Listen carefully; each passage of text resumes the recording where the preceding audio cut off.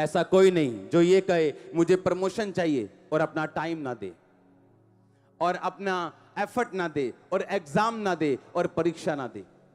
लेकिन बाइबल कहती, यूहन्ना कहता, याकूब कहता आजकल परीक्षा आनंद की नहीं बल्कि दुखों की बात जान पड़ती। मैं प्रेरितों के काम में इब्रानियों में बहुत जगह पढ़ रहा था, वहां पे लिखा था बहुत सारे लोगों ने अपनी संपत्तियां आनंद से लुटने दी, बहुत सारे लोगों पे बड़े दुख आए मसीह के नाम को आगे बढ़ाने के कारण। और लिखा मूसा ने भी अपने मिस्र के पूरे भंडार को, लाखों करोड़ों रुपए के भंडार को मसीह के कारण छोड़ दिया। उसने मसीह के कारण निंदित होने को उस भंडार से भी ज्यादा बड़ा धन समझा। परमेश्वर ने कहा अगर मैं तुझको बेटा बनाऊंगा मैं कोड़े लगाऊंगा, मैं तुझको बेटी बनाऊंगा मैं कोड़े लगाऊंगा।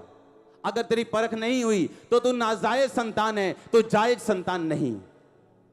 अगर तेरे परख नहीं हुई तो तू मेरी बेटी बनी नहीं है, अभी तो मेरा बेटा भी बना ही नहीं है। हालेलुया।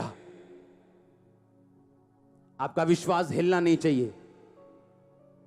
कल मैं एक केस को सुन रहा था, उसने कहा जब मैं मसीह में आई दो साल से, और 2 साल से मैं बाइबल पढ़नी जब शुरू की, मुझको डिप्रेशन के अटैक होने शुरू हो गए। और मेरी फैमिली कहती जब से तूने बाइबल पढ़ी तब से तू पागल हो गई। और मेरे को अपना केस याद आया कि जिस प्रॉब्लम की वजह से मैं मसीह में गया था, और जब पहली प्रार्थना मुझ पे हुई थी मेरे को समझ आ गया था कि मेरा इलाज सिर्फ प्रभु यीशु मसीह कर सकते हैं, क्योंकि पहली प्रार्थना ने मुझे हिला दिया था। सुनो ध्यान से, लेकिन हल नहीं किया था, सिर्फ हिलाया था, सिर्फ दिखाया था कि मैं कुछ कर सकता हूं। उसके बाद जब मैंने बाइबल पढ़नी शुरू की, और मैं जुआ खेलता था चर्च में आके भी, और जब मैं एक दिन जुआ खेल रहा था तो उस बंदे से मेरी लड़ाई हो गई। तब मुझे शायद 1-2 महीने हुए थे प्रभु में आए, और जब लड़ाई हुई तो मुझे ठोकर लगी अपने दोस्तों से और मैं चर्च जाना शुरू कर दिया। और जब चर्च जाना शुरू हुआ तो मुझे ज्यादा डिप्रेशन और ज्यादा मेंटली अपसेट के अटैक होने शुरू हो गए। मैं कंफ्यूज हो गया। मैंने कहा चर्च में आने के बाद जब प्रार्थना मेरे पे पहली हुई थी तो मेरा तो हल होना शुरू हो गया था, अब क्या हुआ मेरे में? हाँ, अब तो मेरे अटैक डबल हो गए, मेरी प्रॉब्लम डबल हो गई। ऐसा नहीं होना चाहिए था। कितने मेरी बात समझ रहे हैं? आप समझ रहे कि नहीं? मेरी प्रॉब्लम डबल हुई, मैं सुसाइड करने तक पहुंच गया था मसीह में आने के बाद फिर भी। और शैतान मुझे कंफ्यूज इतना करता था जितना आपने सोचा भी नहीं, इतना टॉर्चर किया उसने जितना आप इमेजिन भी नहीं कर सकते हो। और उस चीज ने मुझे रोजे रखने के लिए मजबूर किया, पवित्रताई पे चलने के लिए मजबूर किया, फास्टिंग करने के लिए मजबूर, प्रेयर करने के लिए, बाइबल रीडिंग करने के लिए, ऑयल, अनॉइंटिंग ऑयल लगा के माथे पे, सिर पे 6-6 घंटे में बाइबल पढ़ता था। 3 दिन 4 दिन में नया नियम खत्म करता था। और उसके बाद परमेश्वर ने मुझे फ्री किया उस डिप्रेशन से, जब 6वीं बार मैंने 40 रोजे रखे हुए। हालेलुया। उसने तब नहीं सुनी जब मैंने कहा, उसने तब सुनी जब वो टाइम निकल गया, वो परीक्षा का टाइम खत्म हो गया। जब वो टाइम जिसका मकसद परमेश्वर का मुझे तैयार करना था, जब वो टाइम खत्म हो गया, परीक्षा खत्म हो गई। अगर आज मैं गारंटी देता हूं, अगर आज खुदावंद हमको फाइनेंशियली ब्लेस कर दे, आप में से 40% लोग अपनी साल्वेशन खो जाएंगे, इस संसार में खो जाएंगे, अगर आज आप अमीर हो जाओ तो। आज अगर खुदावंद आपको पैसा दे, मैं जानता हूं, मैं प्रभु का दास हूं, मुझे सुनता है खुदावंद क्या कहता। अगर आज आपका विरोध होना बंद हो जाए, आपकी प्रार्थना का जीवन ठंडा हो जाएगा। अगर आज आपका विरोध होना बंद हो जाए, आपकी प्रेयर लाइफ फिनिश हो जाएगी। वो विरोध आपको जगाए रखता है, वो परीक्षा आपको बनाए रखती। आपकी लाइफ का बेस्ट मसा आपकी लाइफ पे तब उतरता है जब आप परीक्षा के दिनों में होते हो। लेकिन परीक्षा कोई भी लेना नहीं चाहता। सब बरकत चाहते हैं, वीजा चाहते हैं, आशीष चाहते हैं, लेकिन परीक्षा कोई नहीं चाहता। परीक्षा पापा जी आप ले लो, आशीष हमें दे दो, तो प्रमोशन भी मैं ले लूंगा, तुम बैठे रहना। हां, परमेश्वर ने कहा यूहन्ना बपतिस्मा दाता जवानी तक जंगलों में रहा, बिना व्हाट्सएप के, हाँ तब का व्हाट्सएप कुछ भी होता होगा, बिना बिना दाखरस के, बिना पार्टी अटेंड किए, बिना फंक्शन अटेंड किए, बिना क्रिकेट खेले, बिना बेसबॉल फुटबॉल खेले, बिना घूमे फिरे, ऊंट का चमड़े का वस्त्र पहन पहन के जंगलों में रहता था। घर आने का भी टाइम नहीं था, खुदावंद घर भी नहीं आने देता था, जंगलों में रह के फलियां खाता था, शहद खाता था, ऊंट का वस्त्र पहनता था, चमड़े के कपड़े पहनता था। ऐसा क्यों? क्योंकि उसने यीशु मसीह को बपतिस्मा देना था और खुदावंद ने उसको तैयार करने के लिए एक बड़ा मूल्य उसकी जिंदगी से लिया। पर आज के छोकरे लोग चाहते हैं आज मसीह में आए, कल हमने लंगड़े चलाने हैं जी। करो जी दुआ साडे ते हाथ रखो, सिर ते हाथ, अल्लाह फटा। हाँ, एक लड़का आके बोलता है खुदा के दास मुझे डबल मसा चाहिए। कहता खुदावंद तुझे बहुत सारी मुसीबतें दे। कहता नहीं नहीं नहीं मसा चाहिए। कहता कोई बात नहीं काका, लग जू बता मसा किवें आंदा है कि खुदावंद तुझे बहुत सारी मुसीबतें दे, जब तू निकलेगा तू मसे से भरा होगा।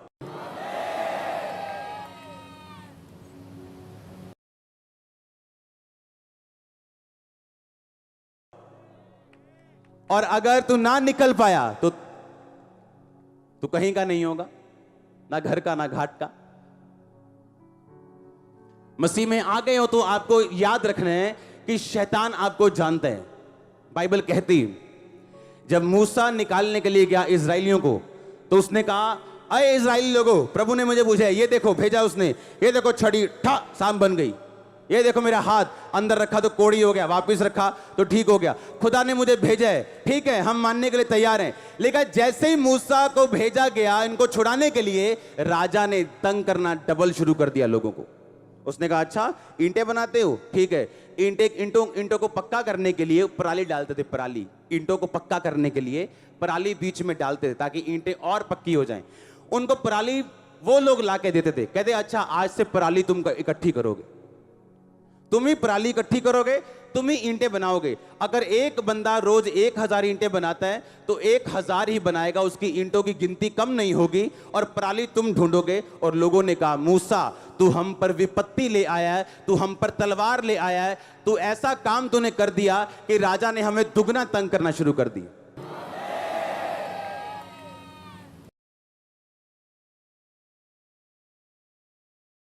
जब शैतान आपको छूटता हुआ देखता है, आपको अच्छी चर्च में जाता हुआ देखता है, अच्छे अगुए के पास देखते हैं, आपको बाइबल पढ़ते देखते हैं, आपको फास्टिंग करते देखते हैं, आपको पवित्रता में चलता हुआ देखते हैं, आपको दुगना तंग करने की कोशिश करते हैं। हाँ, आपका हस्बैंड जाग जाता है, असली शैतान जाग जाता है, दारू डबल शुरू होती, चरस डबल शुरू। आपको लगता है ये क्या हो गया, मैं तुम ही चर्च जा रही हूं, ये पूरा कैसे जाग गया शैतान। आपको खड़े रहना, अगर भगाना चाहते हो परमानेंटली, अगर आप खड़े नहीं रहे हो, डर गए कि नहीं शैतान तो पूरा जाग गया, आप घर बैठ गए, वो शैतान चुप कर जाएगा पर उसके अंदर ही होगा सर सारी उम्र, और आपको थोड़ा थोड़ा तंग करता रहेगा और कभी जाएगा नहीं। लेकिन अगर आप अड़े रहे और खड़े रहे, वो डबल तंग करेगा पर आपकी लाइफ को वो छोड़ के जाएगा। जब वो जाएगा बोरिया बिस्तरा साथ लेके जाएगा, बीमारियां और श्राप और गरीबी साथ लेके जाएगा, जो चीजें वो पैदा करता है उन्हें साथ लेके जाएगा आपके घरों से और फैमिलियों से। और आमीन, जितना ऊंचा और लंबा ब्लेसिंग उतनी ऊंची और लंबी। हालेलुया। पर हमें डर लगता है, इसलिए बहुत सारे लोग बोलते हैं जब मैं चर्च में बढ़ना शुरू हुई, जब मैं प्रार्थना करना शुरू हुई तो मेरे घर में ये प्रॉब्लम शुरू हो गई। तो ये बड़ी अच्छी बात है आपके लिए, ये बड़ी गुड न्यूज है आपके लिए। इसका मतलब आप राइट प्लेस के ऊपर हो। इसका मतलब शैतान को आग जा रही, उसको तंगी हो रही, उसको डिस्कंफर्ट हो रहा है, वो आपको डरा के चुप कराना चाहता है।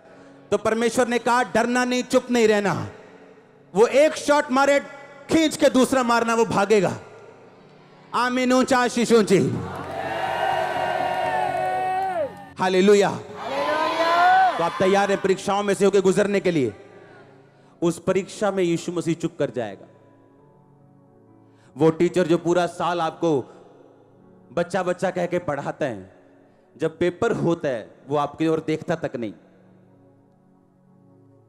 आप देखते हो जैसे चूचा नहीं देखता कुक्कड़ की तरफ अपने पिता की तरफ कि सारा मैनू माड़ा है दासी देना है एक माड़ा है हिंट ही दे देन और सारा दा अखा कर दा कि मेरे वाल देखना भी नहीं।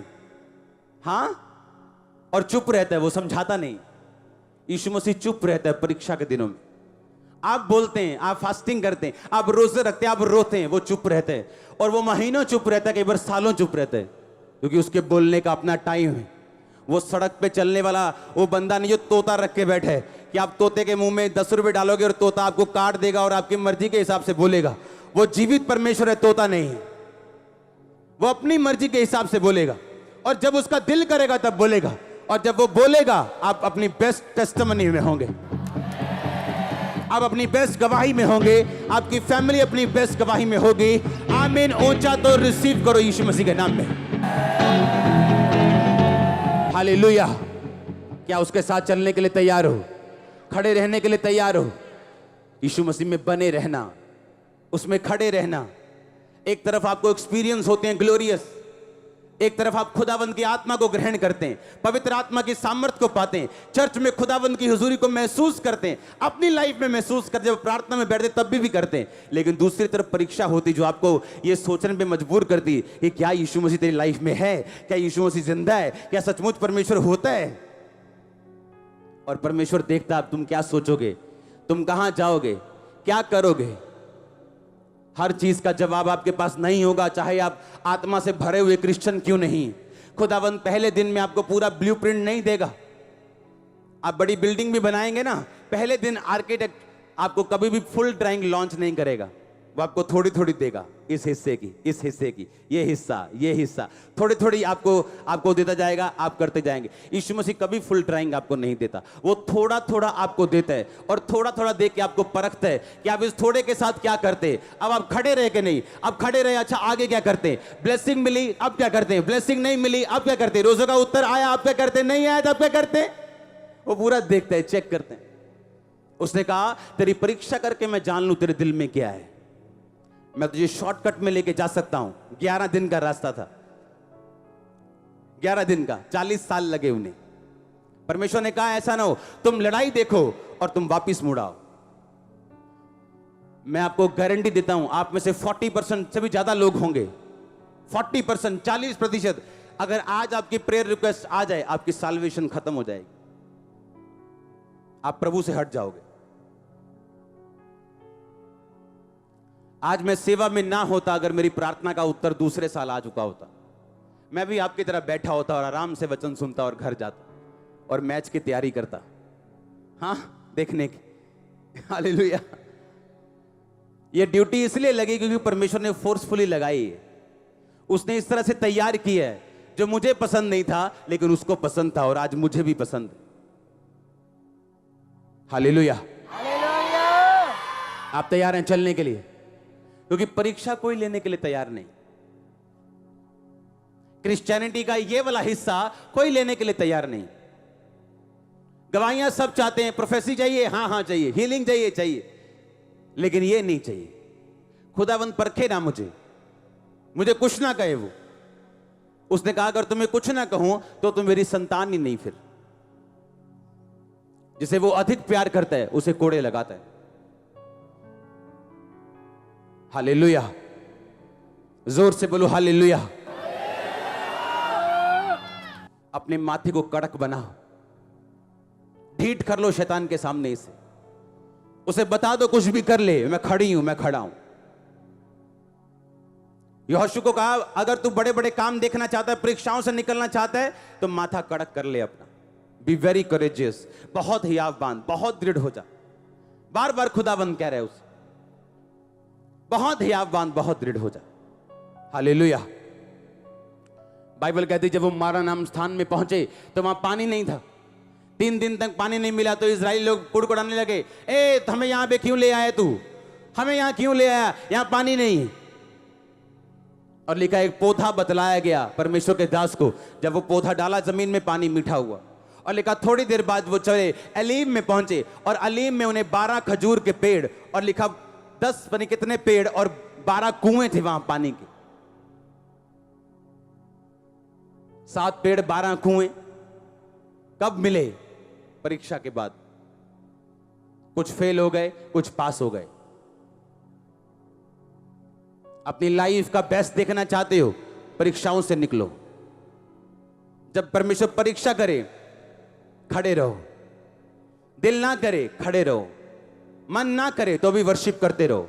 पौलुस और सिलास पागल नहीं थे, इमोशनली मेंटल नहीं थे वो, कि जब उनके बैंतें मारी गई, मारा पीटा गया, बेइज्जती की गई, तो रात को वर्शिप कर रहे थे, आराधना कर रहे थे। मेंटल नहीं थे वो। उन्हें मालूम था और कोई चारा नहीं है हमारे पास। परमेश्वर स्तुतियों में रहता है, स्तुति करेंगे, वो आएगा, वो छुड़ाएगा। परमेश्वर ने कुछ नहीं करना। किसने करना है? आपने। जैसा रिस्पॉन्स प्रभु को दोगे, जैसे परीक्षा में रिस्पॉन्स दोगे, वैसा फल लाओगे। कोई 30 गुना, कोई 60 गुना, कोई 100 गुना, कोई फेल होगा।